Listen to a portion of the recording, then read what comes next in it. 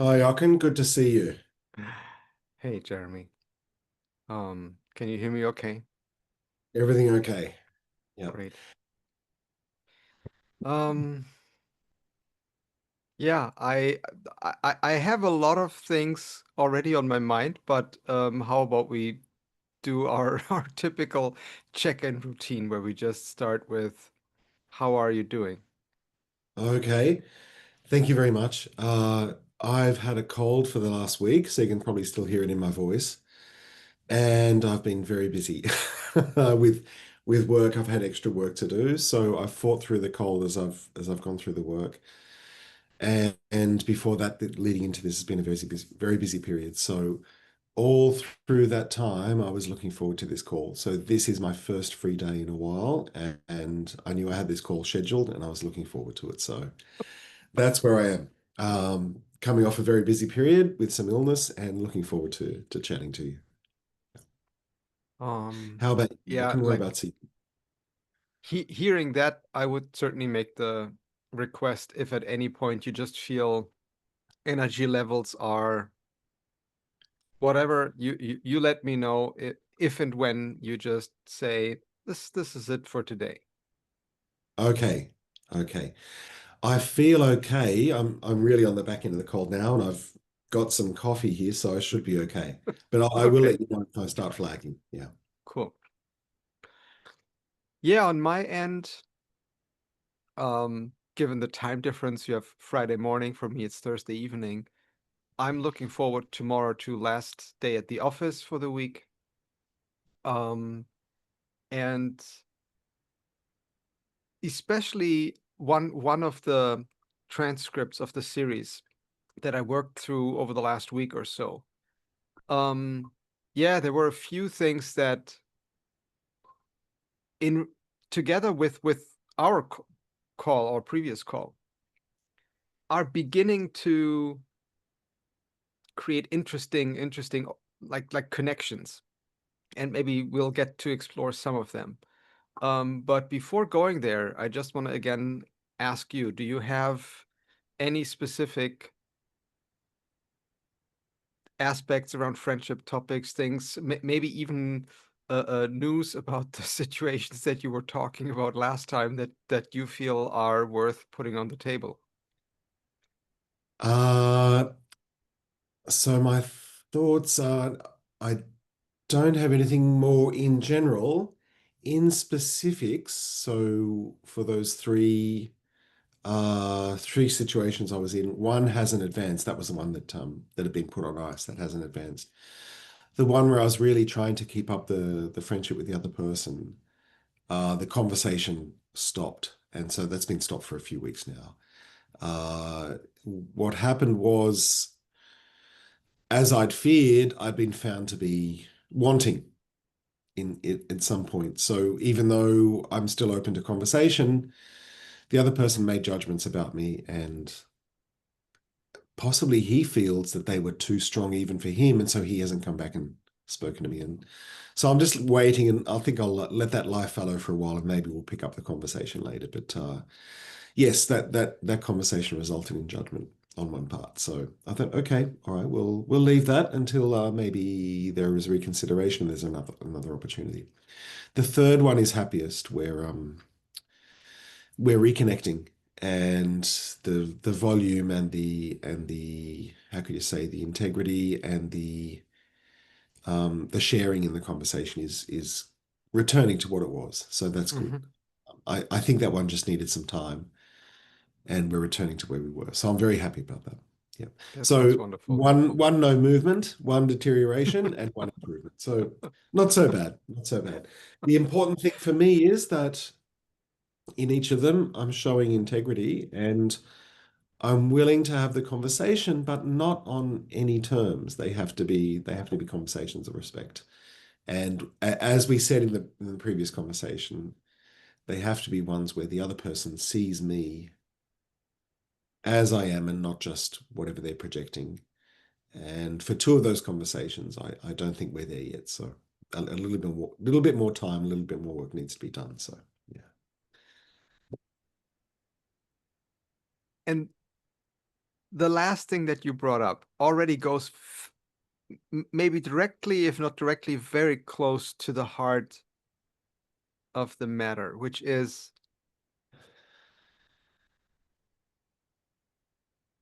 in a relationship, and we are talking about friendship, but ultimately I think I'm more and more seeing this for me may extend to all kinds of relationships, but it certainly is true in a friendship.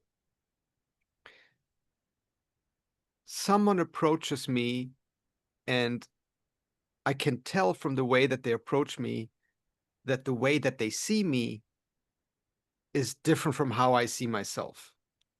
They are making claims about me where I just feel, where's this coming from? Or like, what? It's very difficult for me to say, yep, exactly. I did exactly that. Guilty as charged. Okay, let me change it. Like, that doesn't happen, but instead something else happens. And you then spoke about, okay, I want the relationship to be on certain terms. And I think one of these terms has probably to do with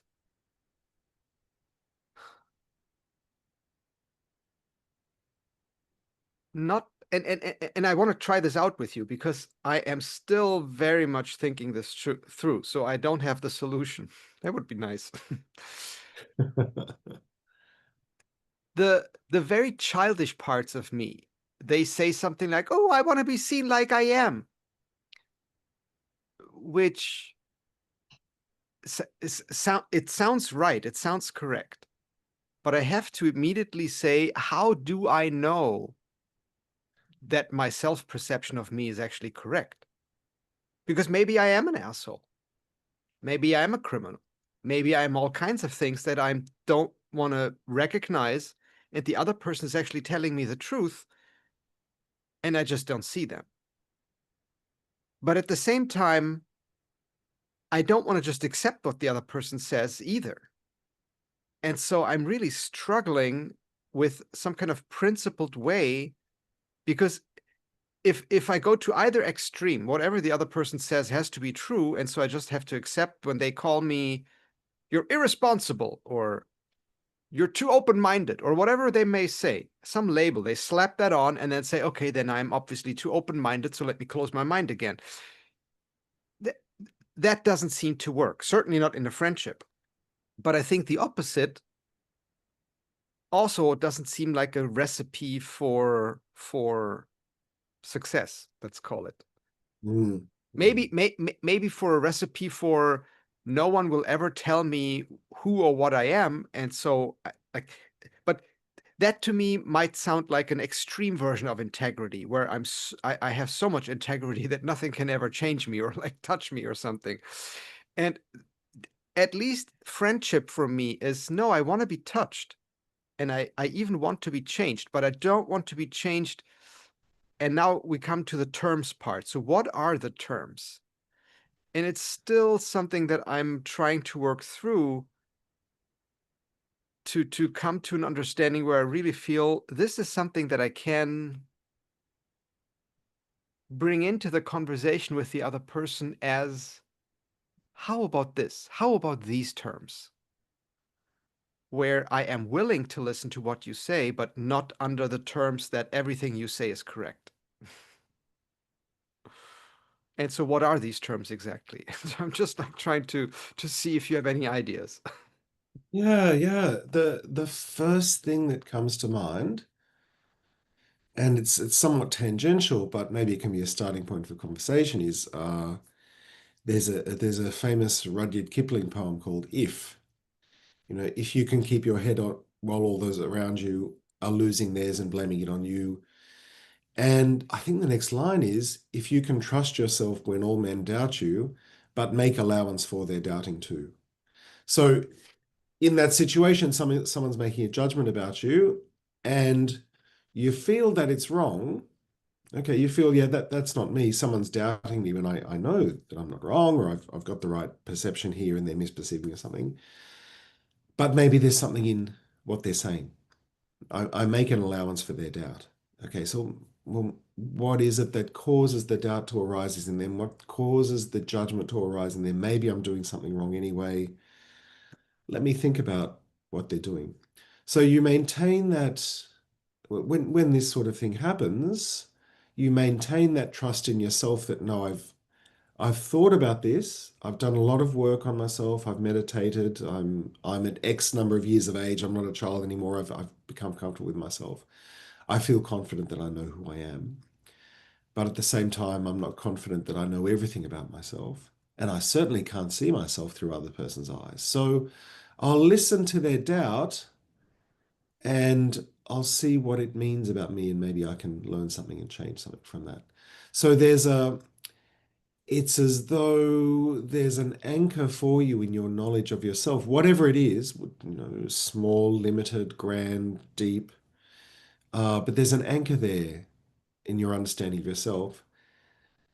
But there's also information coming to you that can deepen your knowledge of yourself, possibly, possibly. So we have to listen to what people are telling us, but at the same time, it doesn't mean we have to lose our moorings and lose our sense of self in what they're telling us.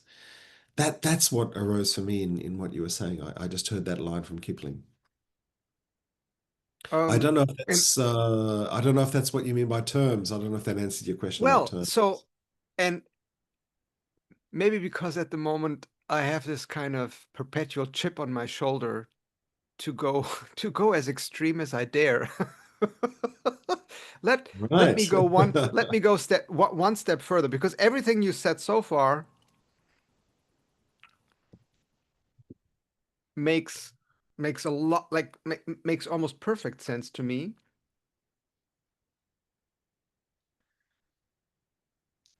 Yes, and I may want to go one step further in our hypothetical, right? I not necessarily I want to be there tomorrow and then do it that way, but at least I want to play with that. And it has to do, I don't even know how to best bring this up other than to say that in our last group call, you reminded me and everyone on the call that your background is in economics.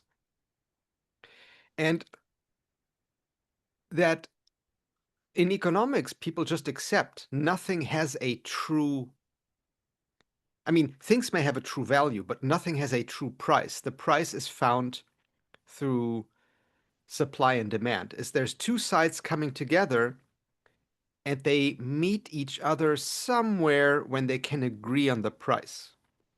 And then the transaction happens. And it's almost like and I'm still so struggling with this because somewhere deep inside I do have a very strong resonance with this idea that a transactional view on the world is shortchanging it. That the world is much better looked at as a relational world where the quality of experience does not come from maximizing my transactional value, but really caring for the relational value. Yeah. Yeah. But I just had this conversation with my husband earlier today, where from another conversation I've had quite a while ago in this series, I in that conversation, I told the person something like, my primary attention, I think, is best placed on the quality of relationship, which I call is this kind of relationship plant where between us there's an entity that connects us and it's in itself has a kind of health. And I can actually pay attention to the health of the relationship. How is our relationship doing?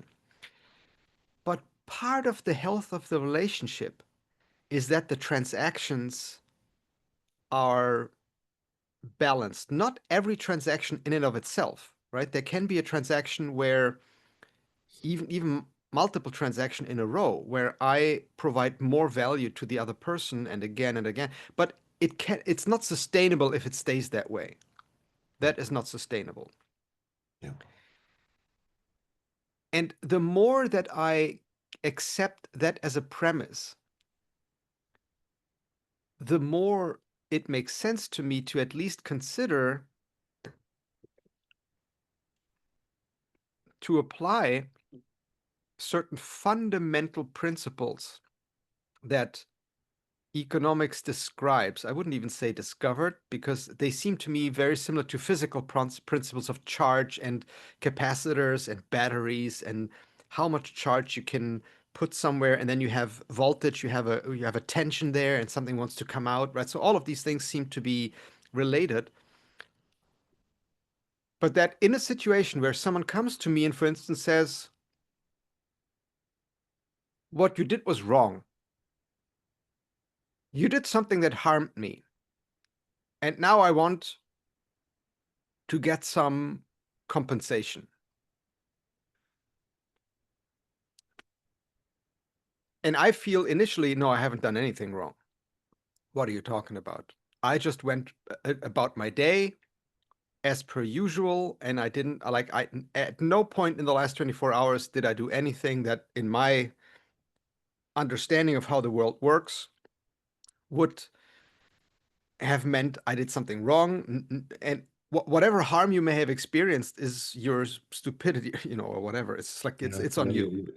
yeah, But the other side says, no, no, no, no. There's this other set of rules that I know about, and you did it wrong. Okay. And it then seems to me that, always under the premise that I want to have a good relationship with the other person. I mean, if I don't care at all, I can simply say, goodbye. Although, quite honestly, I am also beginning to see that that's a very poor strategy, because if the other person has, from the way that they see the world, if they really think that they are right about needing compensation, they will find a way of trying to extract that from me later on with interest. So I would at least caution myself, like that might be foolish.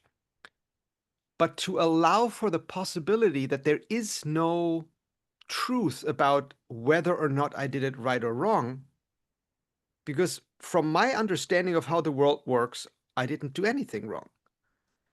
But from the understanding that the other person has of how the world works, I did a lot wrong. And there may not be an objective truth here, that may just not exist. And so the yeah, question for me really is, in that moment, what then?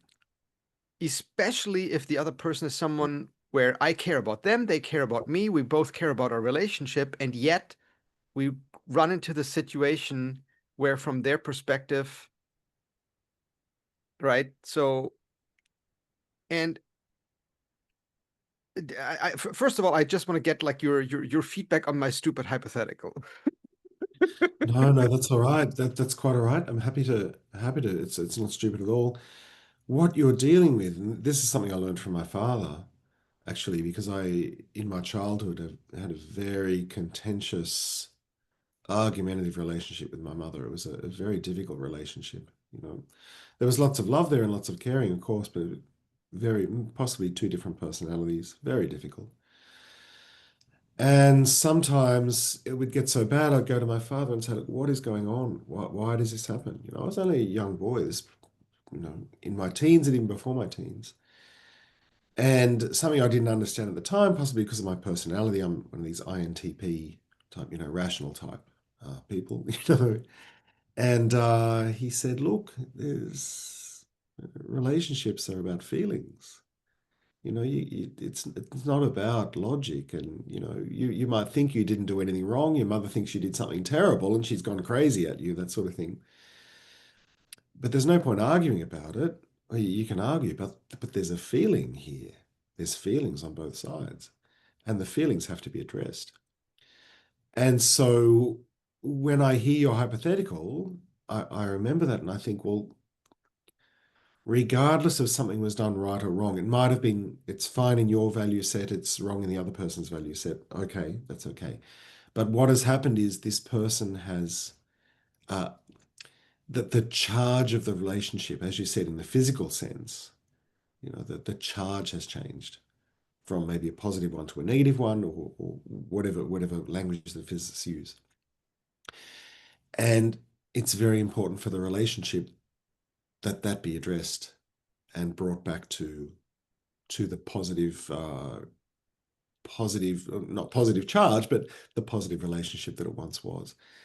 And if both parties can understand that there's a fundamental disagreement about the reality of what happened, but that there's something that we work through on the feeling side, that one side feels aggrieved and the other side feels wounded that the other is aggrieved, then that's where the conversation can really be fruitfully held. So there might be a discussion about, okay, what's the reality of my behavior? What do I need to do differently? Or what should I try and avoid in the future? Okay. But that feeling, the feelings have to be brought back into balance, I think, for the health of the relationship. The aggrieved party must feel that they've been heard and that, while you may disagree with them, you understand that they may feel aggrieved. And the person who's being charged with doing wrong has to be made to, or has to be comforted that, yes, I understand that you didn't mean to do it because you didn't even know that this was something wrong in my value set.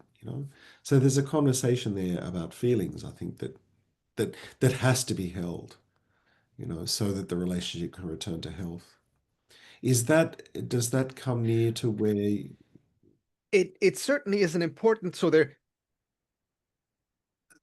there's a number of important pieces that I can point out that have, as you were talking about it, become again clearer in my mind. I think that a few days ago I had flashes of clarity, but I'm so glad, Jeremy, that you're helping me work them out of this mess by pulling one string at a time. Okay, yep. And like, first of all, really the focus on the other person is very likely having an emotional experience that for them is, or rather, I would rather start from the assumption they're not acting. That is to say, they're not trying to play me for a fool. They're not just pretending to be upset. They're not just pretending to be offended. They're not pretending to be hurt. They are hurt. Yep. But to separate that from the question, what does it mean? And to really kind of just have the clarity, you are feeling whatever the other person is feeling, and to just recognize that and Yeah. say, so you are hurt, upset, annoyed, irritated, enraged, whatever it is, but that is your current state. And to get clarity, am I at least correct seeing that? And one of the reasons I think why that is important is if I'm imagining being the enraged party. So, and of course, my hypotheticals are probably terrible for people who listen because they just think I'm crazy, but I have to pull somewhere. So This is I have a friend. We grew up together. In fact, we were neighbors since, I don't know, age, whatever. And we're now in our 20s. One day I see my friend wearing a watch. And I'm telling him, wow, your family still has that? Your grandfather stole that from my grandfather. And that's a story that my dad told me. And I saw the picture on our mantelpiece. You now have that watch. I want it back.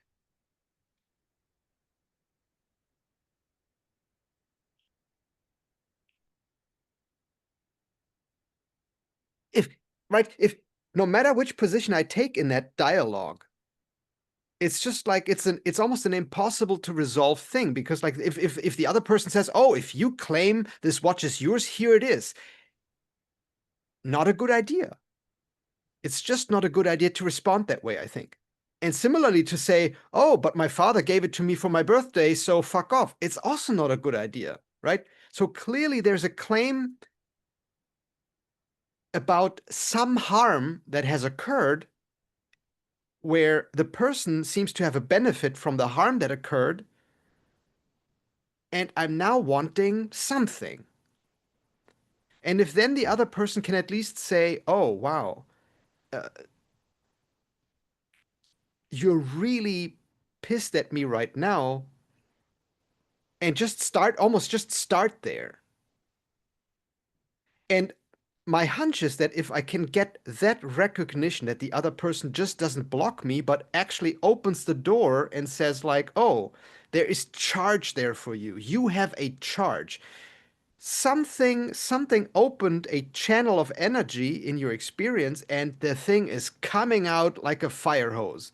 Is that's what's going on for you right now? And if I can see, okay, the other person is willing to work with that, how much that already changes the entire whatever comes next. It doesn't resolve the situation, but it really tells me I don't have to further increase the pressure because the other person has already connected with the energy coming out of me. I certainly don't have to push even harder because they get it. They get I am fucking charged here. Okay. But to separate that from any kind of like questions about what is actually going on, right? So that's the first piece. Yep. And the second piece has to do with understanding how do I so let's assume, and it's a little bit, I don't know whether you've ever, no, I think I asked you before, and you haven't read Harry Potter, right? If I were like, okay. So in Harry Potter, and like I like these kind of literary examples of books that I like because they kind of are abstract, and not abstract, but they are removed from humans, and so I can use them to really kind of say what is going on in the story without having to use people. So in this series of stories, there's this race called goblins, and uh, those goblins, they have a different relationship when it comes to property, especially things that they have created. Which means whenever, let's say, they create, I don't know, a helmet or a shield or a sword or whatever, and they sell it to you, selling it to you means you get the use of it for your lifetime, but once you pass away, it reverts back to me because I'm the maker. So it is kind of like a loan for life for a fixed Long-term lease price. sort of thing. Yeah. Lifetime lease. Yeah. And Exactly. then, yeah. But then I get it back because or my fam or whatever, right? And it is so fascinating because like it doesn't it certainly strikes me as non-human. Humans don't do it that way, right? Humans have an inheritance kind of like mindset. But why would that be the correct mindset? It is just like what humans do, right? So the book itself opened me up to like, oh, when it comes to Mm, property, mm. it's I wouldn't say it's arbitrary, but at least it's also not absolutely correct, right? It's not necessarily correct. And so in this case, for instance, when it comes to the guy with the watch, the fact that my grandfather might have done a crime that I don't know about, it's a little bit like with colonialism. Okay, 200 years ago, people did something and took the land from someone. And so now that means I am being chased off and then I don't have a place to live. It's just like, really, it doesn't strike me as an easy question where like the answer is this. But it really Yeah. requires some kind of negotiation, or it requires an understanding. And so my question really is, okay, I wouldn't say I've taken care of, but I have opened the channel. I have told the other person, I get it, you are upset, and I'm acknowledging, certainly from your perspective, but probably also from some broad perspective of reality, the reason that you're upset is not without merit. It doesn't mean that you're right, but it means let's look at it. And what I'm mostly interested in is almost what is the first principles offer that I can make to someone who makes such a claim to me, who says, I want to have a good relationship with you. And I say, I also want to have a good relationship with you. So we both kind of acknowledge we want to have a good relationship with one another, but then there's this claim in the air that leads you to be really upset. And I Yeah. want to respond to that, but I don't want to give in or give up or reject or whatever. I just want to have a conversation. What is the offer that I want to make? Yeah. Yeah. Listening to what you said, it, my mind went to exactly the same place with regards to colonialism. That's something we deal with here in America. It's the problem of slavery that plagued the country there. But definitely here, what you said really struck a chord with me because that's pretty much the situation we find ourselves in.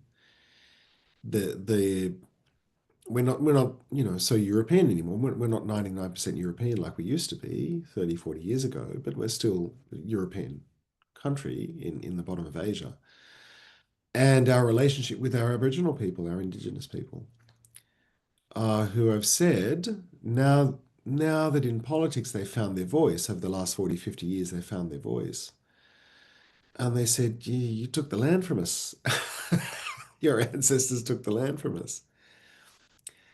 And as a European here, my first reaction is, well, I didn't. I was born here, right? I didn't take anything myself.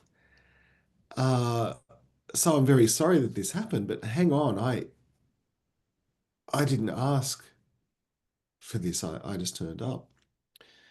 But we acknowledge, yeah, the way that the Europeans arrived here, they didn't negotiate. They didn't negotiate a price. They didn't negotiate a transaction. They didn't negotiate a relationship. They didn't negotiate a treaty. They planted a flag and said, okay, we're gonna take this place. Yeah, we like this real estate.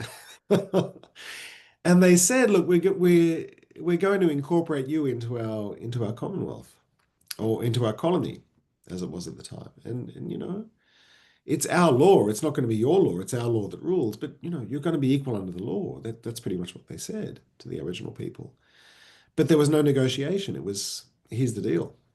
And if you don't like it and you rebel against it, well, we'll come after you with guns, right? That's what we do. We'll throw you in prison, punish you, whatever it is. Okay. So that's the situation. Now the Indigenous people have found their voices and they've said, look, we're not happy. Uh, it's the equivalent of, hey, your grandfather stole my watch. It's exactly the same. And now that of course the community is very large, it's very diverse. They're not unified, but the more, how could you say, the more militant, radical elements are saying we want it all back. Okay. There are other elements in the community, the Indigenous community, from what I've heard, who are just saying, look, it's a reality that you're here. It's a reality that this all happened. Let's just negotiate how we're going to get along. Okay. We want to be recognized. We want some degree of compensation. But that's pretty much it. We're happy to live alongside you. And there's been so much intermarriage that, the the two groups are really, really connected, but the more radical elements identify with one part of their identity and say, yeah, we want the land back. We want to be recognized. If you want to go back to Europe, we're happy for you to go back to Europe, okay? But that's the difficult situation we find ourselves in, that an injury happened long ago, which this current generation did not do, but that we find ourselves having inherited the fruits of that injury, and somehow we have to negotiate with the descendants of the people who were injured, who want some compensation and want some recognition. And it's tough. It's difficult. I think we're doing in Australia, so this is probably going to be very contagious for your audience. I think the important thing is there is really a lot of goodwill on both sides. The Europeans, the descendants of the Europeans, really understand that an injury, I mean, it's illegal against even in our own laws. You can't just come and take someone's property. Most of the law under the English law is about property, the property rights. You can't just come and take someone's land. And so there's a recognition of that, and there's a willingness to provide. just looking at the monetary sense, billions of dollars each year in programs in compensation to help the Indigenous people as a way of saying this is our attempt at practical reconciliation. We're not willing. As much land as we can has been given back through native title arrangements, that sort of thing. But it's usually in the centre of Australia where there's not many people. There's cattle stations or agriculture, that sort of thing. In the cities, it's all settled, so it's not possible to give the land back. But as much is being done as can be done to try and restore the relationship, and I think that's being appreciated and understood on the side of the Indigenous people, but I don't know, and so I'm very cautious in saying these things. I'm getting into trouble. But the thing is, the point I want to make to you is the hypothetical you gave is exactly what we are living in a post-colonial society, and it's really tough. It's really tough. Uh, Importantly, the European side is making great efforts to acknowledge what happened. So I think that's a very important part. As we talked about with feelings, it's very important to acknowledge the feelings, the anger, the upset, all those sort of things, the feeling of loss. That is very much happening here. That's an initiative of the government that has a real lot of public support here. And So of course, yeah, but the thing in one line is it's very tough. It's very tough to do. and And then there's no Jochen, you've probably chosen the most difficult problem to address in relationships between people because there's no playbook, and I don't know if there's a way out. I don't know if there's a way out. well, so at least I would say in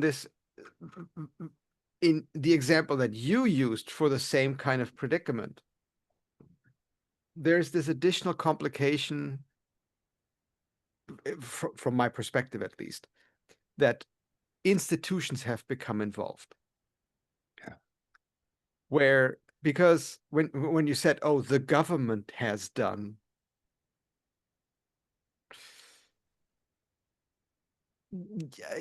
like, so as much as I think, sure, that is also a problem worth solving, that it does go at the moment, for the moment, for the time being, it goes beyond my inquiry, because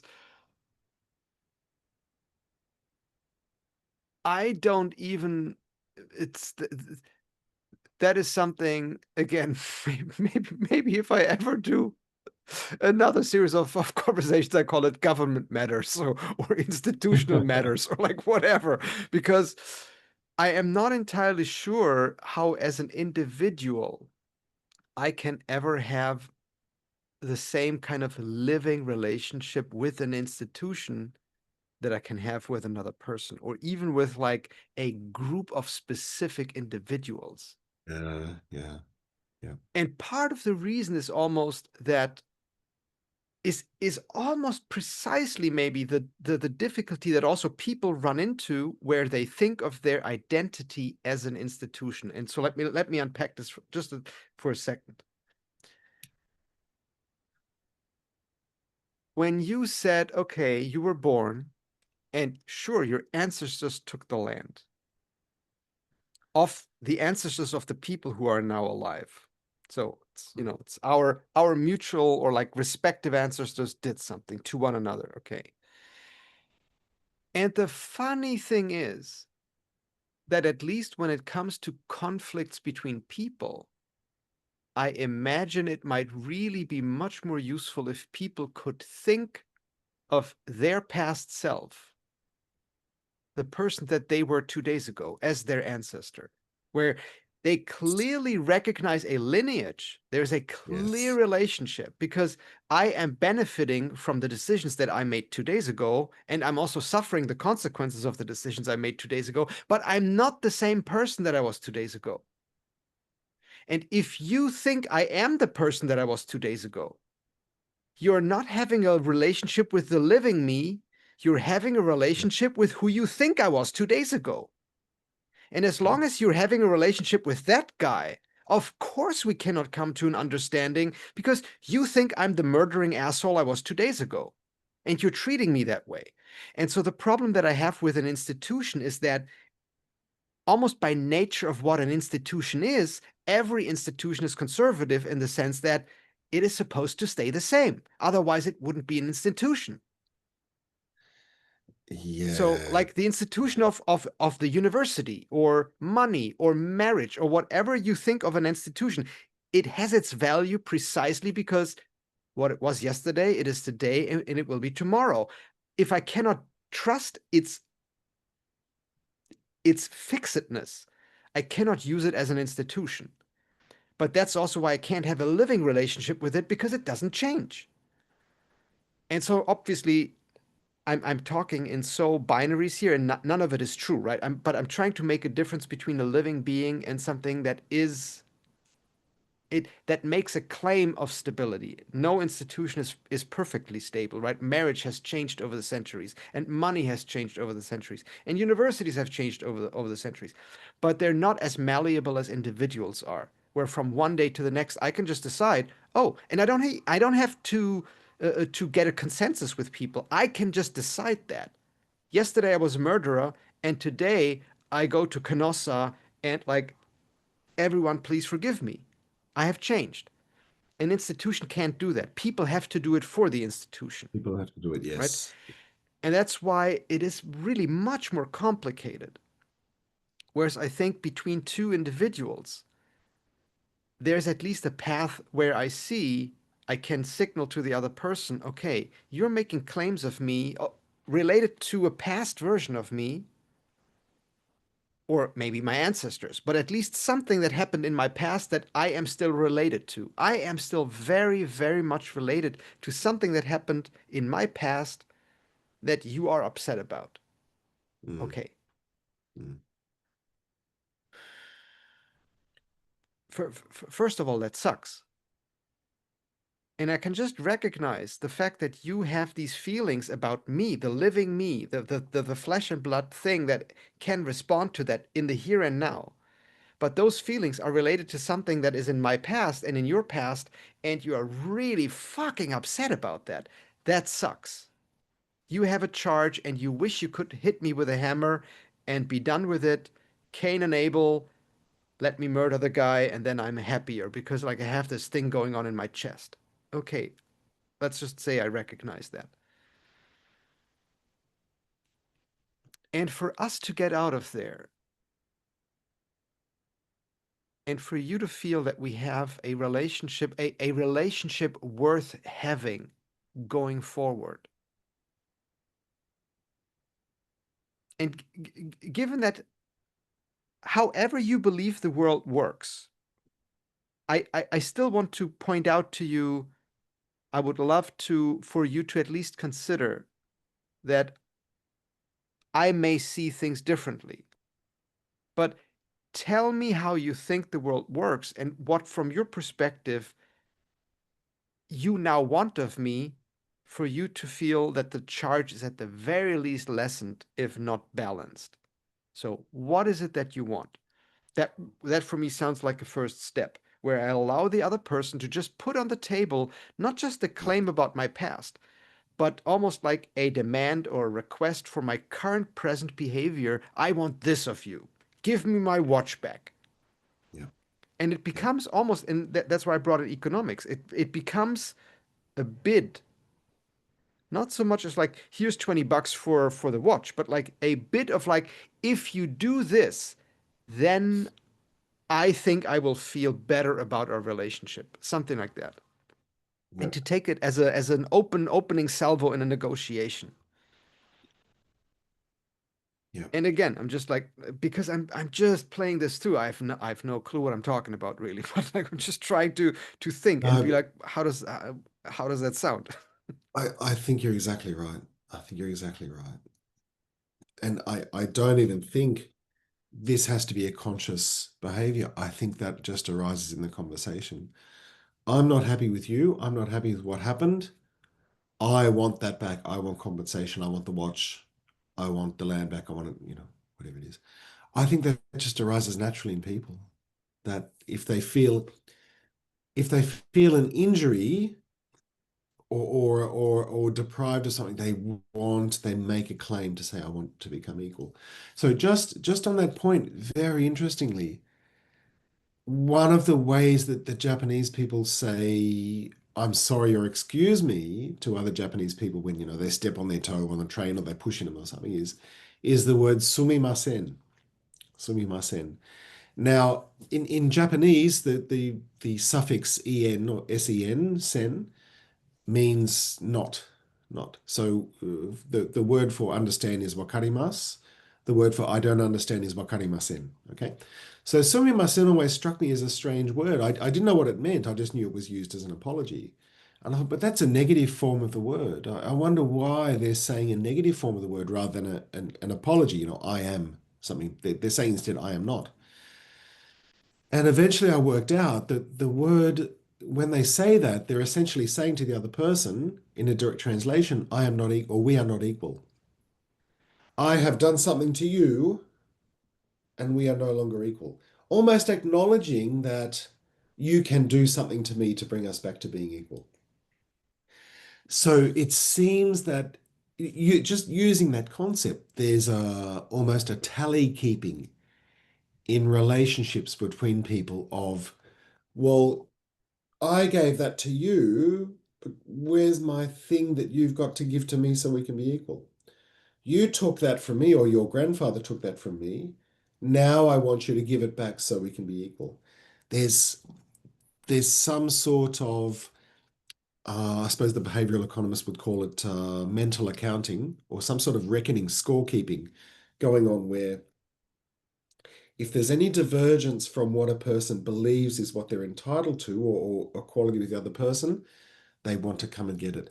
And possibly the degree of emotion, the degree of anger, the degree of vehemence that they approach it with is related to the degree of the inequality or the violence with which the inequality occurred, or having been lied to. You said you'd give me something you didn't. Where is it? I want it. All those sort of things increase the charge in the gap. But it's possible that there's that idea of scorekeeping and look, in order for the relationship to work, we have to be equal. You have to make me whole. That may be it. And it's funny that comes back to an economic thing. Yeah, there has to be equal value in the transaction, otherwise one party will feel aggrieved. Yeah, And possibly. now obviously comes the I wouldn't say the tricky bit, but that all of this happens in mental accounting. And because and there's no escape from that because I cannot communicate with another human being by taking their hands and then charges exchange, sparks fly, and then we're equal again. That's not going to work. So we have to use whatever our mental models give us as a proxy. And unfortunately, there is, as far as I can tell, there's just no single right way to look at the world and say that's how these are the universal accounting rules. That does not exist. And Very that is really part of what culture is, right? Every culture has its own accounting rules where, okay, you have a garden and there's a fence and a tree starts growing near the fence. The branches go over the fence. Whose fruit are that? Because the Who's nutrients fruit? come clearly from the ground where the tree is. But the branch is over the fence. What the heck? It's just like it's a gray zone. And I think ultimately that most conflicts arise out of that gray zone. And I think it's almost as though, and like I can, I feel right now in the conversation with you, Jeremy, I feel really alive. And in part, I think it is because that is what life does. It figures out over a very messy process, a very, very messy process of play, experimentation, and then seeing what sticks and what works.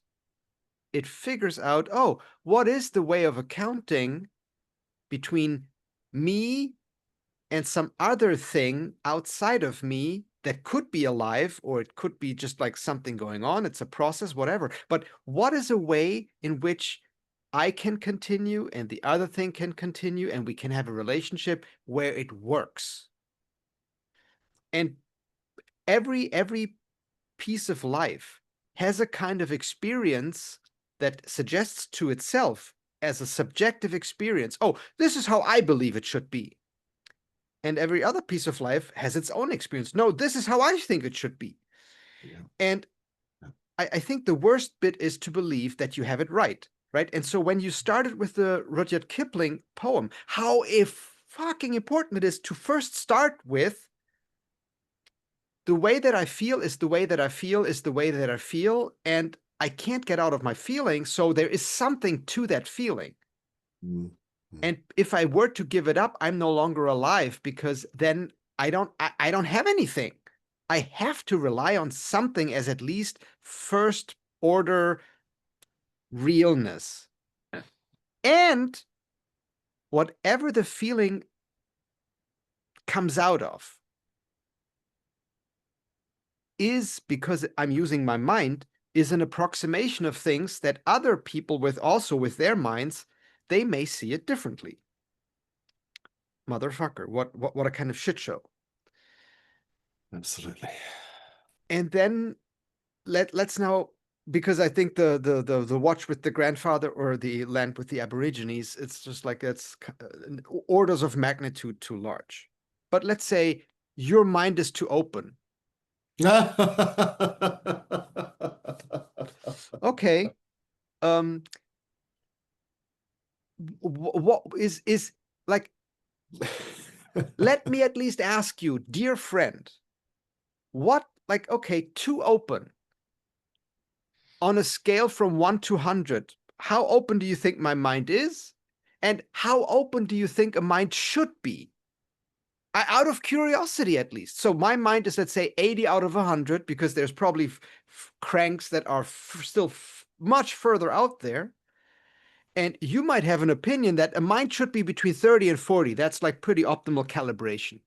Okay, so let's at least say, okay, difference of opinion, right? Let's just like, okay, I wanna sell you a pair. I think it's $2. No, that's like 50 cents at most. Okay, right? It's a difference of opinion. You have a charge, you're really hungry, you want the pair, I'm saying $2, and you're thinking like the guy's crazy. Okay, so there's a charge there, an experience even of like, you're wrong.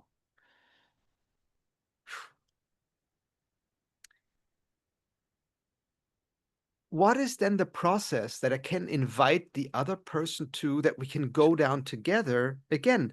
And like all of this for me, and that is maybe why I call it Friendship Matters and why I care so much about friendship. I think when the two people at least start from this premise of we want to be friends, I think you can figure everything out, because you just start from this premise. No, like, I like you and you like me and we want to be friends. So like, we both have an interest in figuring this out. We just have an interest, a shared interest in figuring this out. How open is a mind to be? And it doesn't even mean that we have to come to an agreement, but even the agreement that there is a difference of opinion could already be a start, right? Where you can, I'm even inviting you desperately to point out to me whenever your experience is, oh my goodness, Jerry's mind is a little too open today. Tell me. But please, not with the expectation that I have to close my mind in response to you thinking my mind is too open. It's just like, if I live in a house and I like it like a little cooler in the winter and I have my windows wide open and you come visit and say, oh, your windows are too open, you're not expecting me to close all my windows because you're coming into my house to visit. It's my house. It's my mind. And yet I can see it's pretty drafty for you, right? You're experienced quite a draft here. I get that. And so can I offer you a sweater? for your Exactly. mind. I can close the window temporarily for you. That's okay. Yeah, we'll do it. While you're Well, here, I no, okay, understand. okay. And now we come almost to the final piece for me. Because and let's let's not we we can maybe down the line bring the watch and the land of the Aborigines back in. But this has to do now with an even more like an even different complication piece, and that is whatever my experience tells me this is about, and whatever your experience tells you this is about, it's about the watch or the land or how open my mind is. I would almost want you to consider that that is an illusion. It's not about the watch. It's not about the land. It's not about how open my mind is. That is what it feels this is about. And I get I can totally see why it feels so real. Mm, Because it is the thing that whenever my mind focuses on that thing, that is where all of a sudden it burns inside of my soul, and I really feel like that's that's the offensive bit. mm, And I get it how tempting it is to think that that is it. But given that I have to live with my mind and I'm fine, and someone else could look at the fact that I'm now wearing your grandfather's watch and I didn't pay for it, but my dad gave it to me as a present. Someone else could also look at that and be like, oh, you know, what's going on here? Nothing, no problem. The fact that some other mind can look at the same facts and not freak out about it tells me that it is really not about that thing. So, mm, what is it actually about? And to get at that. But I think that's almost like second or third order jujitsu or aikido or whatever, because we're yeah. literally leaving the plane of factual description almost completely behind. So I'm super happy to stay with the my mind is too open and arguing. But for me, it has to do something with I've in my own mind, I've started to use the word capacity.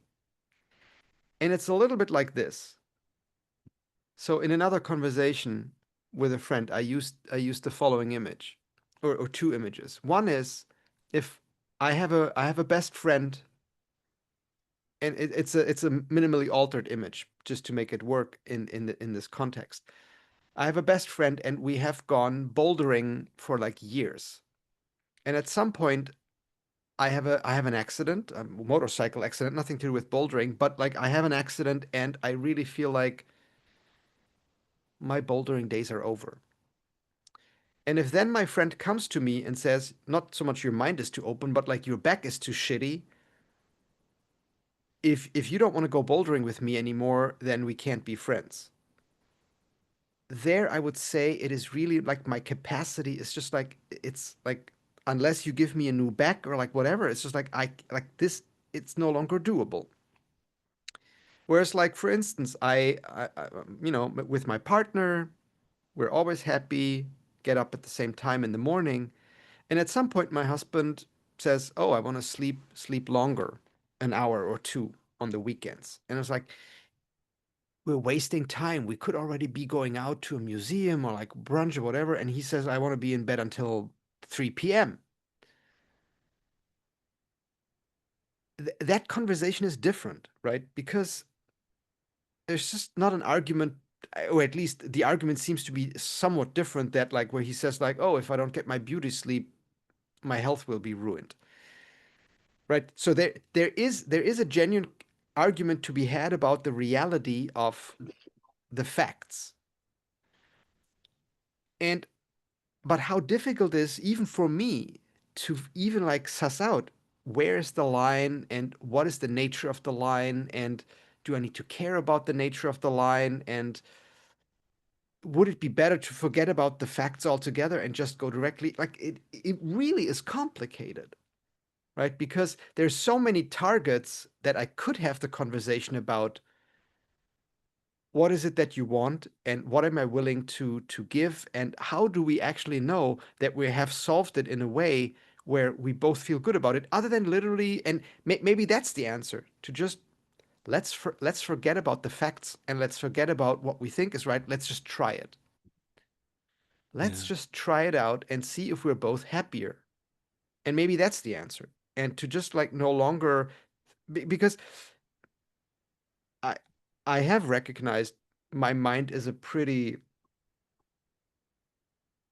suboptimal suboptimal tool. And you and I spoke about this the last time, right? Minds have this thing where they think, "Oh, I can solve it." Where in Yeah. reality, I think it's typically an overestimate. And so Yeah. maybe this is just not solvable, and what you have to do is to accept, yeah, you think my mind is too open. I like my mind as open as it is, but how about we play with it? Yeah. Yeah. I This goes back early in the conversation with the example that you gave of, I'm angry at something you did. You know, that was the start. That was the first that we looked at. Yeah. This is the next evolution. The next step, which is much more intractable. This is, I'm angry with something you are. And something you did can sort of be corrected. You follow the rules. You say, I won't do that again or something. But something you are, I'm angry with something you are. You have to change for me. You're too much of something. You have to tone it down. Oh my God. Imagine saying that to people, yeah? And that's the problem that I ran into with these three friends, yeah? First one being your mind is too open, and the other two are along those lines. Something about who you are. Uh, Again, I think you're exactly right. We're going two or three levels of abstraction up to the higher levels of whatever sort of emotional jujitsu or whatever we're doing. But let's just do a thought experiment, right? Let's do a thought experiment of going back to the person with the grandfather's watch, and the other person's angry that they have the watch. So turn it around. Uh, okay, you might be angry that someone has taken your watch from your grandfather and you're entitled to it. How many things do you benefit from that your ancestors took from other people that they have a claim on you, you know? Where does it end? Just be, the human mind, coming back to the limitation of the human mind, we have this restriction, what we see is all there is. This is what Daniel Kahneman said in his book, Thinking Fast and Slow. The tendency is what we can see is all there is. And like you say, we obsess. I obsess on the watch. That's all the problem. We've got to solve the watch problem, man. Look, and there's all these things that we don't see. And once you see that historical injustices are infinite and go way back, even one generation, many generations, you realize this is intractable. And so what's the correct, well, maybe not correct, what is a way of dealing with that is some degree of acceptance. Oh, my grandfather's watch, I lost it. It's gone from the family. And there's no chance of me getting it back. Realistically, I mean, it might come back in my hands. My friend might say, oh, look, I know you like this watch, you can have it back, you know. But okay, okay. I will work so that this doesn't happen again, and I will work hard. So I buy a watch and I pass it down in the family and I say, be very careful not to lose it. I'll create a new tradition. I will accept things as they are and work to make things better for the people who come after me. Okay. And the other thing is, as you were hinting at or as you were even saying in the last part of what you were saying, this is the other person. Okay. The other person has a really open mind, like really, or like it makes me uncomfortable how open this person's mind is, but I've known this person 25 years. I like them. We have great conversations. Okay. Let's see where this person's open mind takes them. What does it mean for me that this person has an open mind? That's interesting. Let's just accept them for what they are.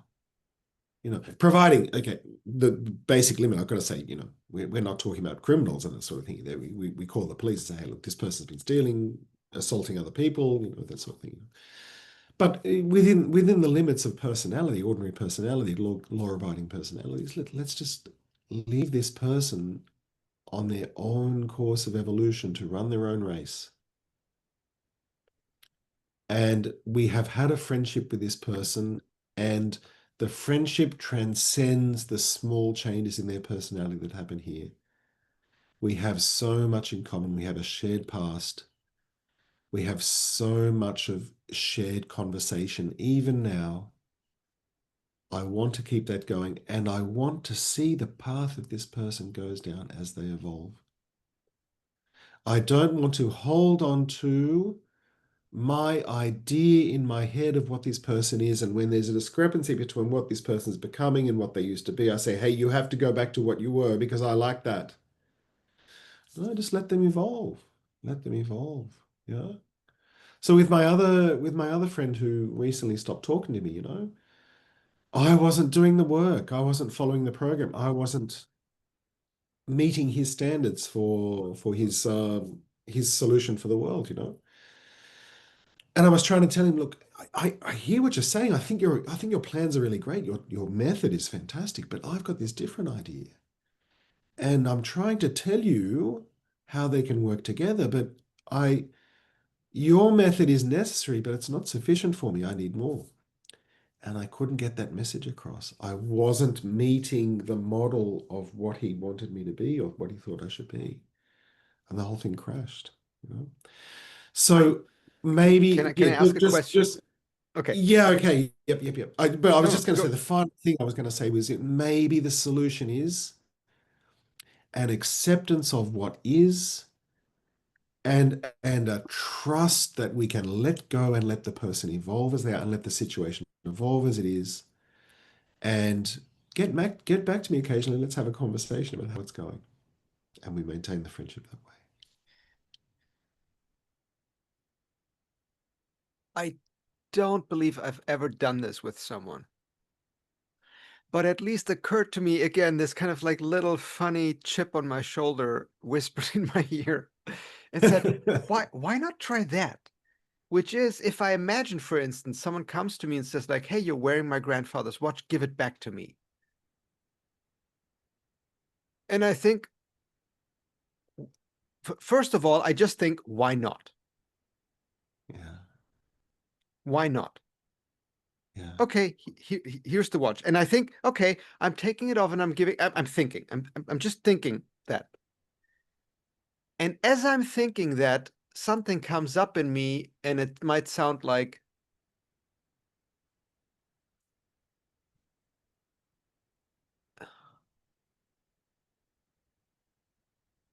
I feel somewhat concerned that I've been tricked. Yeah. Because, yes, someone who I know, someone who I generally trust, came to me with a claim that they were hurt by something in my past, and they made a demand of me that I do something to address that hurt, and I just did it. It makes me feel like an idiot. Like, am I so naive that I just always do what other people tell me to do? That doesn't feel right.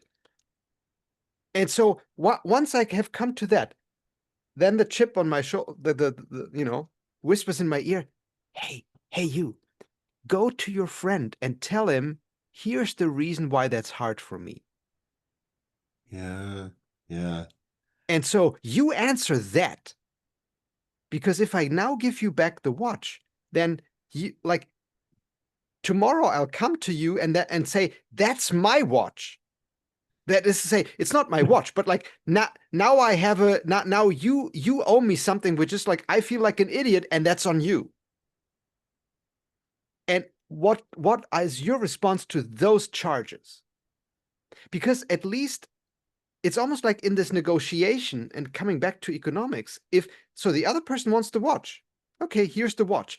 But I want something in return, and it is not a material thing. What I want is an answer. What am I supposed to do with the feeling that I'm an idiot if I give you the watch? And if you have a Yeah. good answer to that, Yeah. if you have a really good answer to that, you'll get the watch. And I'm serious. Because if you can make it so that all of the feelings that I have that keep me from giving you the watch, if they're all addressed, here's the watch. Yeah. Yeah. Yeah.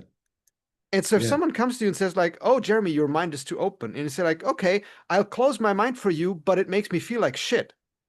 Because here's the reason why I would feel like shit if I close my mind. So you have to at least give me something for that. And in your case, it might be integrity, right? Like I'm losing my integrity, and it's really important. So like, then what? Would you rather like and let me at least ask you, would you rather have a friend without integrity? Because you may want to count on me sometime. And Yeah. like the people without integrity, you can't like forget about it. Men without integrity, not worth a penny. Yeah. So I think even you want me to be someone with integrity, but like if I just close my mind because you tell me to, can you at least see that you're asking me for the impossible? You're asking me to be a friend of integrity and to do whatever you tell me to do.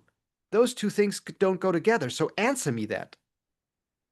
Right? So almost to give the problem back to the other person in a different form by telling me, I would love to do as you ask.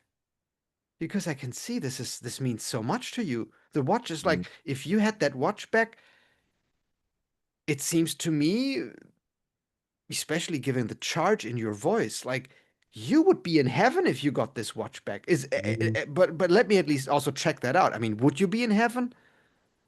Yeah, maybe not. But like anyway, okay. But like we could even try it out. But like here's why I'm having difficulty with just giving you the watch.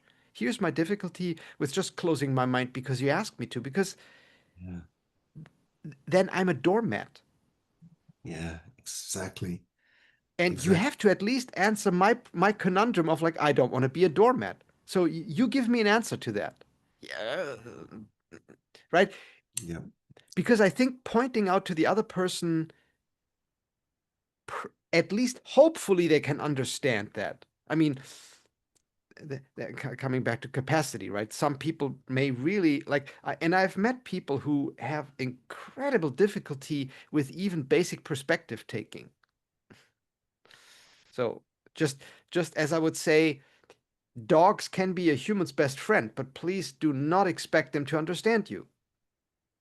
Yeah. It's a capacity limit. Do do not if you take something from your dog and your dog thinks no that belongs to me, don't have a philosophical conversation with your dog. It's not going to Not work, gonna work. Not gonna work. Yeah. right? But so like that is probably one of the really fundamental limitations of friendship, where if the other person lacks the capacity to go through this process of figuring out how to resolve conflicts, there you probably have to carry the weight of the trade-off and say either I want to keep this friend or it's not going to work. Yeah. But at least if you can, I think, express to the other person the nature of your emotional problem with their proposal, oh, give me back the watch, and you can express it in a way where they understand your problem, then I think you have a chance of get this going. Absolutely. Absolutely.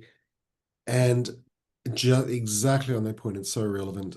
I feel that in each of these three instances where I've come up against a wall, that doesn't work because they're not hearing me anymore. Because they have the model in their Yep. mind, not the Yep. person. And so that conversation becomes very difficult because I don't know how to knock on the door and say, "Hey, I'm out here. Come and listen to me," or call them on the phone, and the phone is ringing, and they have to pick up the phone because it's ringing, right? And say, "Hey, I'm here," right? But now, of course, you have like a caller ID. Yeah, yeah. Yeah, exactly. The problem is that they see the name and they hear the voice, but they don't actually hear what you're saying. There's an interpretation through the model, So that comes back to that whole problem of you must listen to the person, not to what you think they're saying, sort of thing. I'm finding that's my challenge to win a hearing and try and make myself heard, make myself clear. So with one friend, I know what I want to say to him next time, the relationship that deteriorated. There's a biblical story that I learned this about 40 years ago in school. They taught us this, and I don't know why they taught us because it's a very obscure biblical story. It's about a man, I think he was a prophet, he might have been a prophet, but his name was Balaam, Balaam, okay? And he gets asked to go and visit. Oh, he might be Balak. No, Balaam. He's Balaam. Balak is the king he's meant to go to. King God has told him, go and talk to Balak and tell him to stop doing whatever he's doing. I don't know what it was. Right? Stop doing it. Anyway, he gets on his donkey one morning to start the journey. God changes his mind. Says don't, but doesn't say to him directly, don't go. Instead, he puts an angel with a sword in his path to stop him from going. Balaam doesn't see the angel, only the donkey sees the angel. So the donkey moves to the side to avoid the angel with his sword. Balaam only sees the donkey moving and says, what are you doing, bad donkey? Bang, bang, bang, bang, bang. Backs him. Okay. Angel disappears. This continues. Balaam continues on his journey. The angel appears once again with a sword. The donkey says, whoa, I'm not going there. He goes to the side. Balaam says, what are you doing, bad donkey? Bang, bang, bang, bang. The third time this happens, God gives the donkey the power of speech. And the donkey says to Balaam, why are you beating me? I'm saving your life. And with these friends, I just wish I could get the power of speech. And I could tell them, please don't be angry at me. I'm trying to tell you something that's important for you. But I feel I don't have the power of speech because they can't hear what I'm saying. All they see is I'm diverting from the optimum and I get beaten for it. Yeah. So that, to make any of this work, there has to be an interest in hearing what the other person has to say. That genuine communication, would tell me about the watch. Tell me the story of the watch. How did it end up Like in my hands? What was the story? How did it get stolen? Like you said, that brilliant thing you said. Think about how it would affect me to give you the watch. What are the barriers to me giving you the watch? And let's address them and let's see if we can negotiate an outcome. I never thought of that before. Absolutely brilliant. There are barriers to me giving you this watch. Let's address those barriers and maybe we can come to a negotiated agreement. Don't leave me feeling bad out of this transaction. Don't leave me feeling unbalanced, lacking compared to you. Let's find a way to come to a balance where we can both feel from this transaction, we can be equal. And the other thing I wanted to say to you was these transactions, so that transaction over the watch doesn't just happen in a void, but it happens as part of a relationship. And if the other, and this is so unfortunate, but it happens so often, if the other person sees that you're a pushover, Jochen, and if they just come up and say, hey, you took my watch, give me the watch, and you give them the watch, this person's a pushover, this person's a doormat, this person has no integrity, I can just take what I want. All I have to do is make a charge, and they will give me what they want. And it's at soon, least I find it very difficult to believe not only that I could continue being as this person's friend, but I find it also difficult to believe that this person would think of me as a genuine friend anymore. Whatever I become, I think it is no longer friendship. It's like something else. It's a perversion of that, right? It's like I'm like a dog or like a slave or like something that you can. Sure, it is nice to have me around and it's fun, but like ultimately, whenever they please, they can just give me a command and I'm gonna do it. That like it seems not.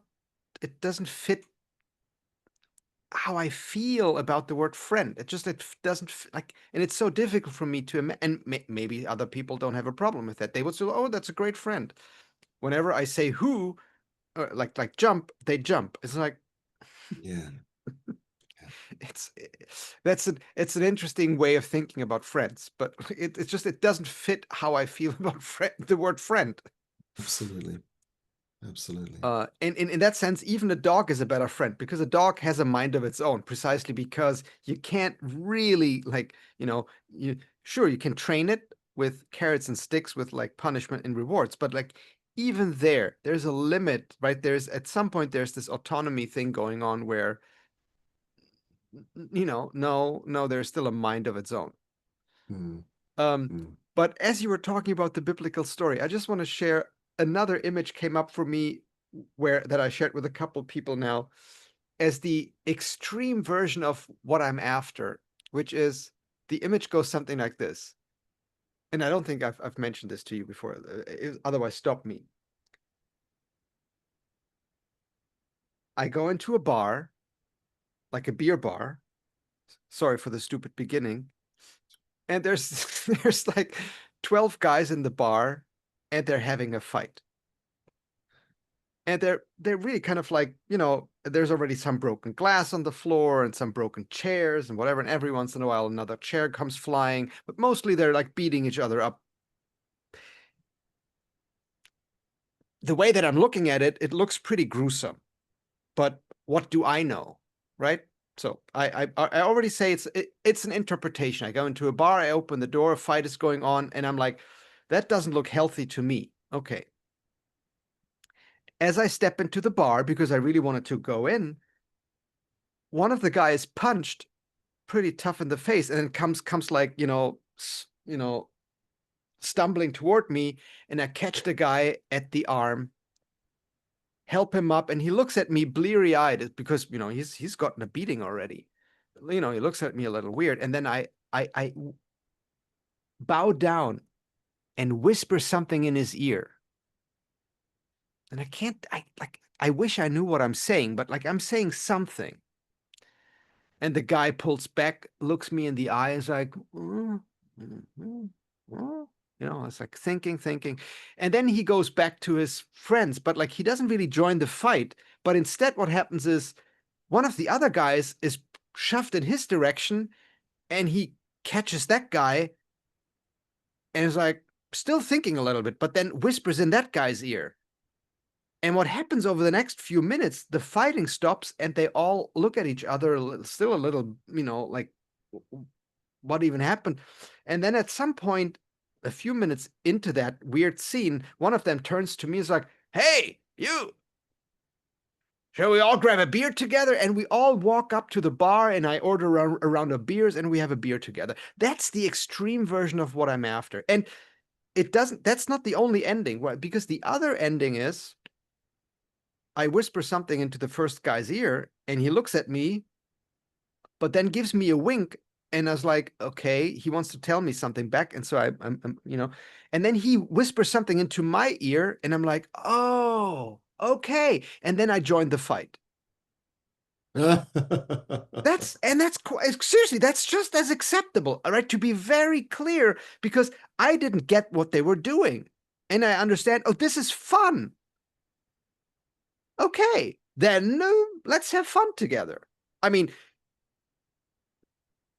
whatever the guy whispers in my ear needs to contain some version of, we're not going to beat you to death.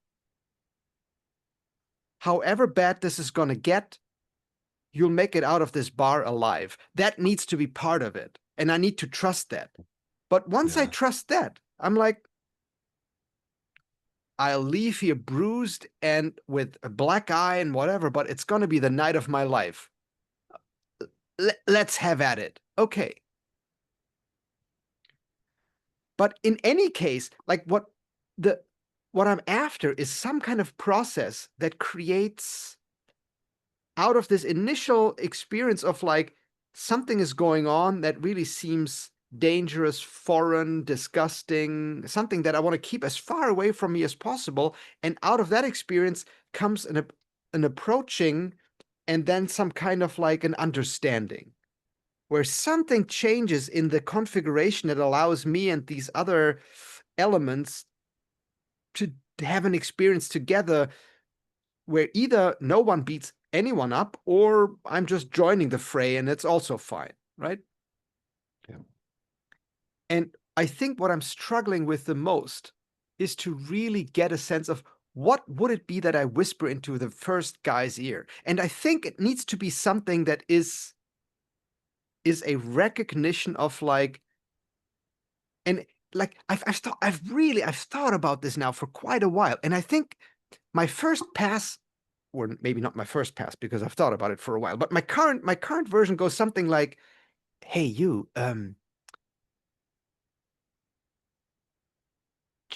just to clarify, uh, are you guys having fun?" Where the person can at least indicate to me, "Is this fun for you?" Because if it is not fun, what is happening? Where you guys beat each other up and it's not fun for you, why the heck are you doing it? Yeah. And then to say something that indicates I would love to play. And I just came into this bar. I wanted to have a beer. And of course, that's already way too many words. So that's why I think it needs to be much more on the nose, on the point that I want to make. But it needs, I want to signal a few things. First is I would so like if we could have fun together. Mm. And I'm willing to play. And the last piece that I think I have a sense may help if I could signal that is something like, and I've thought about it, for instance, going into a room where you have a delegation of people from Israel, from Jerusalem, and you have people from Gaza, and they come together, and it's like 12 people each, or 6 people each, and they want to have a bar fight. If I can tell these people, hey, you guys know,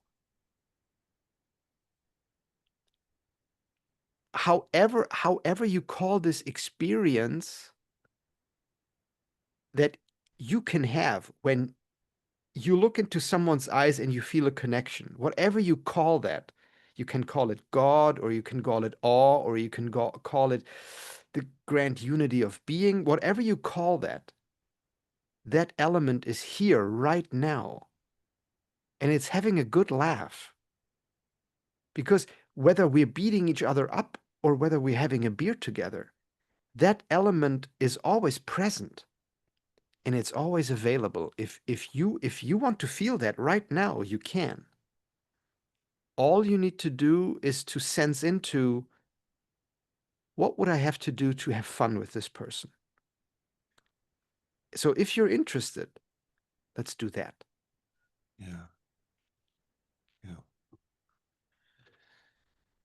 Yeah. So my first thought is with your two paths. The first is I can change this for the better. Instead of fighting, you have a beer together and have fun. The second is I can't change this, but it's not as bad as I thought it was. So I can join. I have to join in. I'll join in. Can't change it. Have to join in. Yeah. I'm at a similar situation with the world. So one recurring thought that occurs to me a lot, unbidden, it just occurs in my mind is And I think this comes through in the topics I choose for Emergent Commons and what I'm writing on Emergent Commons, is I am so tired of how stupid the world is. I am so tired. You know, and because I'm in exactly the same place as you, that if we just take ourselves out of where we are, there's a much better way of relating, a much more productive way where we can be prosperous and happy and safe and all these things. And yet we're stuck in conflict. One thing I thought about when you talked about the bar fight was the way that we do politics. Yeah, it's brutal and it's unproductive. There's more heat produced than light, that sort of thing. But the people who go into politics, that they seem to accept that's the way that politics is, and they like it. Some of them really like the skullduggery, the backstabbing, the gossiping, all that, you know. Whereas for people like you and I standing on the outside, this is suboptimal. There's such a better way available. And at the other end, at the extreme end, is the Israel-Palestine conflict.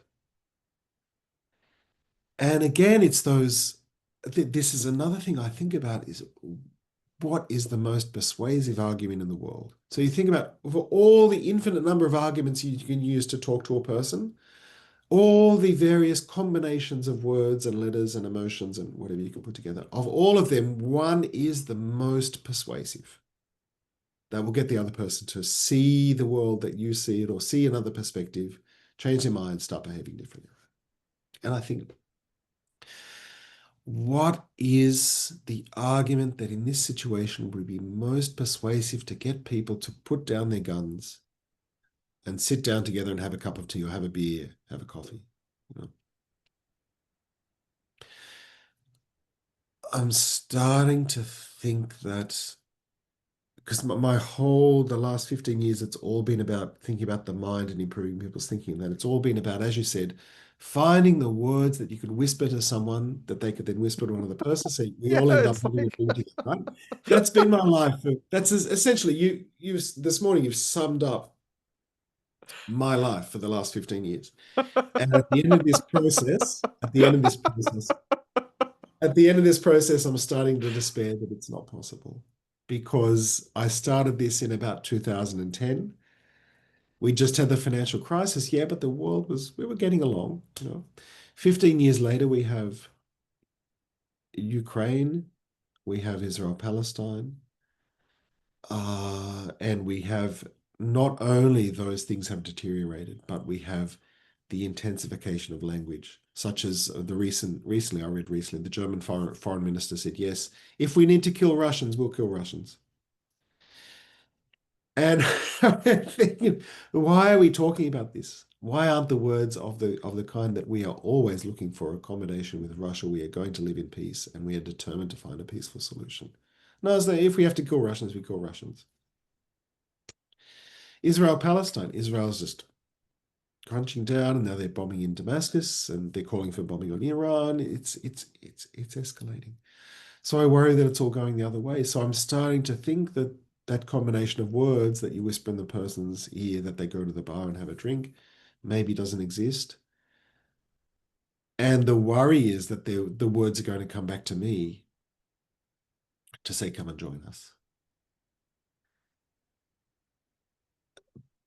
Because these may be world historical or deep human impulses that cause these things to happen in cycles or in generations or whatever it is. I don't know, but I worry that these forces are beyond the strength of reason. I've had, maybe because I'm trained as an economist, I had such trust in reason for so long to allow us to control our emotions and our behavior.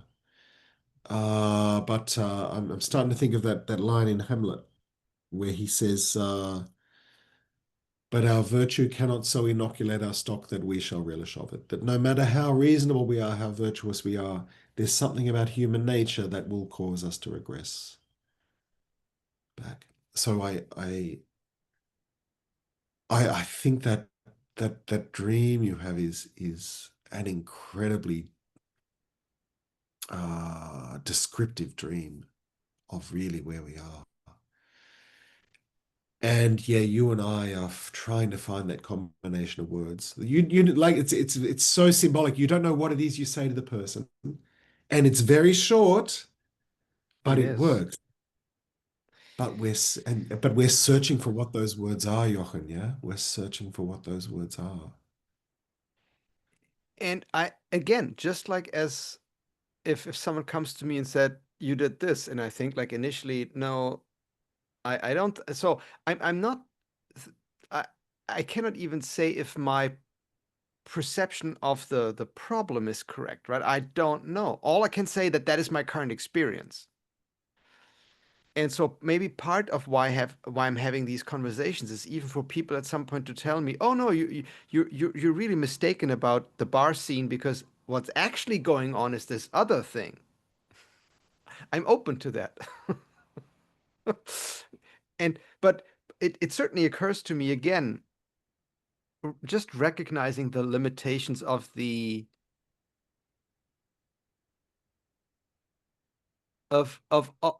part of my mind that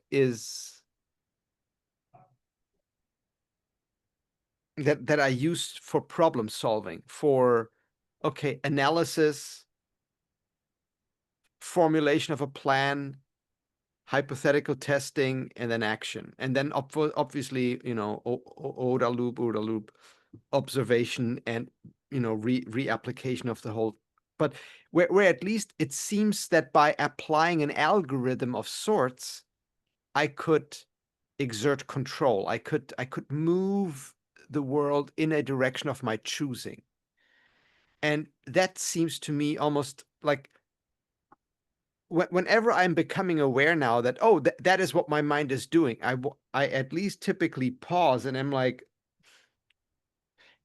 haven't I learned enough that that's part of it? It's very adjacent to a mental illness to get locked into that is the way to go. And for precisely the reason that the mind is always forgetting something. It is never complete. It does not have the complete picture. And so why would that be the correct algorithm? But then what? If not that approach of trying to solve the problem, then what? And it is a little closer to, oh, maybe I just joined the fight. Yeah. But I also sense that there is yet another completely undiscovered outcome that is neither we all go to the bar and have a drink because of what I say, nor I join the fight. But that's the thing. My mind cannot really perceive it. And I'm wondering what needs to happen is just for me to go into some bars and try things out. As gruesome as that sounds like a Uh, prospect, because oh my goodness, I'll get a couple of black eyes. yeah. Yeah. But ultimately to trust the way that life works is through fucking trial and error. There is no way of knowing what the path out is, because it hasn't been found. And because it hasn't been found, no one can describe it. You will only ever be able, and it's almost like the tautological truth about any problem solved. That until someone has solved it, no one knows what the answer is, because no one has found it yet. And because no one has found it yet, it is undescribable. You lack Yeah. the vocabulary, you lack the words, you lack the imagination to imagine the solution, because you don't know what it is. And so you Yeah. just have to go as a blind beggar stumbling in the dark and beg reality for a little alms. Like, please, I know nothing. I'm a sinner. I just want a little peace, please. And to try that with reality. And it sounds gruesome. It really sounds like a gruesome prospect. But maybe that is a little bit like what carrying the cross in Christianity is about, is to become a beggar, a blind beggar in the wilderness and be like, I have no fucking clue what I'm doing here, and I'm just gonna try things out and see what happens next. And I'm gonna do this as judiciously with as small steps as possible, not knowing what the result will be. I just trust that I'm a part of life, and if it's meant to, it's if it's meant to work, it'll work. Not because I'm smart, certainly not because I figured it out, but because it was just meant to happen. And if it isn't meant to happen, then I'll fail, and that's fine. But it is better to try and fail than to never try. Yeah. Yeah. Now, I'm so glad you brought that up, and I'm starting to think maybe you're onto something. And I'm so glad you brought up the idea of Christianity, because what occurred to me was the idea of Christ himself. Okay, so I don't know your background. I've got a Roman Catholic background, so I was immersed in all these things, that sort of thing. So the story of Jesus, from what I can understand, is at least his adulthood, he went away and studied. And he studied the scriptures and he studied with the rabbis and all that sort of thing. At the age of 30, he came down from the seminary, or the mountain, and got involved with the populace. But what he was doing there was the equivalent of whispering in people's ears, let's go to the bar. Let's stop fighting. Let's go to the bar, right? And the Bible is full of stories of the parables he tells and the experiences he had and changing water into wine, the miracles, and that sort of thing. Great stuff. He's telling the world, change. Come on. At some point, he changes. At some point, he gets involved in the fight. And that point was when he goes into the temple and attacks the money changers and turns over their tables. Okay. Up until that point, he'd be content to have the discussions, the biblical verse throwing and all that sort of thing, and living his life, speaking to crowds, extracting disciples, that sort of thing. Now, at one point, he goes in and he turns over the Gloves come and off. yeah, the gloves come off, yeah. And from what I've heard, I mean, I'm not a biblical scholar, but from what I've heard, that is when the authorities start paying attention to him, because he attacked the money power, he attacked the bankers. And as we probably know, you don't want to upset the bankers, all right? Even 2,000 years later, you don't want to upset the bankers, okay? But the thing is, he went from whispering the persuasive statements into the ears of people to feeling, I can do this next step. And that, of course, set him on his path to, the arrest, the crucifixion, and then the resurrection, and then ascending to heaven, all that sort of thing. It's as though to complete his human path, he had to get down into the human world and join the fight. As if to complete his mission, he had to do that. He did the words, but he realized at some point, I have to join the fray. I'll try and keep my integrity when I do it. I'll do it for the right reasons, Maybe, I mean, let's be a bit sacrilegious here, right? Let's be a bit blasphemous. Let's imagine, let's imagine he had fun when he was overturning the tables, because he's never done this before, right? And I'm enjoying this, right? Just let's see if we go to hell for. Let's hope we don't go. But maybe he had fun overturning those tables. So he was doing it for the right reasons, but he got a thrill of this is what it means to be human and acting in the world and acting righteously. Maybe that was it. But it seems that in the Christian way, he had to take a step even further down from the mountain and stop dealing in the world of ideas and issues and perspectives and words, and get in physically and take the battle physically to the people who were disrespecting the temple. And that opened up the whole path to the resurrection and the foundation of the church and Christianity, that sort of thing. So maybe we have to do that, Jochen. Maybe what the world is saying to us is, it's okay. This is what your ancestors did. This is the human thing. You can maintain your integrity. You're going to get black eyes, but you can maintain your integrity as you join the fray. But maybe make sure you're fighting for the right thing. Maybe that's what it's saying to us. I'm not sure. But that's you've opened up such a rich world of ideas here with that scene. And again, coming back to Jesus what having I fun. no, no, I am glad that I had, and no, I never studied economics, but I'm glad I had at least some very, very basic training and to understand that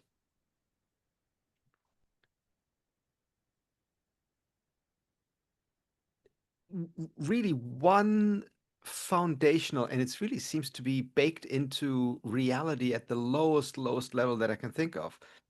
What I considered the essence of decision making, where things can go either this way or this way, and there's some process that determines if it's going to go this way or that way. Whatever that process is, for it to work nearly optimally so that it can continue as a process, it needs to integrate a trade off. There's always things that if it goes too much this way, the balance goes too much in one direction and then it just doesn't work. And if it goes too much that way, it has the other consequence. So the decision making is always balancing. And so decision and balancing, choice and balancing, they're so intricately linked on like such a fundamental level where like if in a cellular membrane where you have water molecules pressing against the lipid layer, right? And there's a camaraderie between the molecules that say no, we're a boundary, but they have to every once in a while let stuff through. And the intricate balancing of those forces to let just the right molecules through that barrier and how it all works, it's like trade-offs. Mm. And so, similarly, for every human being at some point to say, for me to be properly alive, I need to understand what it feels to be connected to my own sense of this is how I choose optimally my trade offs between my values. And if my values are no more slavery, then I may have to give up my own freedom for that, or my life, or something else. And if someone says, no, for me, value is knowledge, yeah, then they may have to give up time and money and friends and whatever for knowledge. And for people to say whatever it is that they burn for,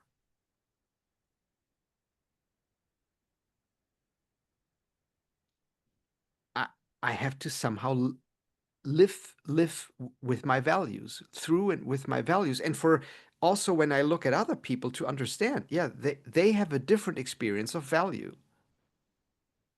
And that for me, what is like the integrating of the shadow as a process is to fully understand that my experience of otherness in the other person, when I project that on them as wrongness, we can't work together. You as a molecule and me as a molecule, we can't work together. But if I can understand, oh, I have value trade-offs, I'm H2O, and you have value trade-offs because you're alcohol or fat or whatever. But there is a way in which we can actually collaborate if we get our differences in just the right configuration. And then we can have a magic dance going on between us. And then we're cooking. Mhm. But it really requires such a complex sampling of my values and the understanding that there's other values and other configurations, and that the best I can ever do is somehow find this balance between the transactional, the economic view, and the relational view. I simply have to maximize my values because that is how I feel alive. But to do so optimally requires, again, this trade off with the other person's values and in this dance. and how easy it is to get lost in this with this thing called the mind, because the mind wants to have a solution. And the Yeah. solution is just like something fixed, like an institution. And Yeah. it just doesn't work. Yeah. And so, yeah, like I definitely feel, Jeremy, that in for me tonight's, for you this morning's, but in the conversation, several pieces that all have been floating in my awareness for the past few weeks, they have all become